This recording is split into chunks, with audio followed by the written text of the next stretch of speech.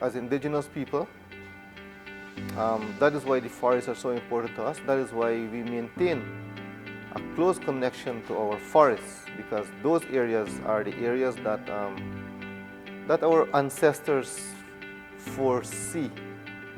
These areas being very important for the survival of the future generations. And that knowledge is passed down from them even up to us, where we do our mapping programs, and that is why we do these programs. We do our environmental monitoring to ensure that our forest and our environment is not damaged by harmful development because of these same situations here. So when these situations arise, those are our reserve areas that we have kept so that we can survive in especially these terrible times like now. So it is important that governments recognize this and ensure that indigenous people have legal recognition to their lands that they have claimed for generations now. Since prior to independence, indigenous lands were laid out. However, governments came and governments go. They do not want to recognize that we as the indigenous people are legal owners to these lands, because our life depends on these lands, and the lands are there to provide life for our generations, especially in these pandemic and these disaster times. So that is the only solution.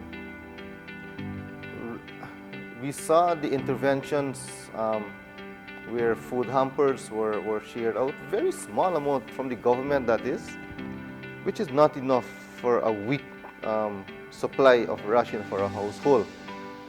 And every year we see this occurring, which is not the solution. We from the South Rupununi District Council, we actually got support from different organizations, including WWF, CI, and others, where we purchased over 100 or something drums, metal drums from Brazil. We distributed to households so they can cut and make their own farine pans. We bought the farine pans, we bought the graters and the cassava basins, barrels, ration. Because we on the ground know exactly what the people want, right? And that's why it's important to have this close connection with communities, because once you have this back and flow correspondence going on, or communication, you will exactly know what is it that the people want here, and not just thinking on your own what is better for the people. So we did that, and that has really allowed the people to go into the farms. We provided tarpaulins for camps where they can go and process their crops, that instead of before it actually all wasted.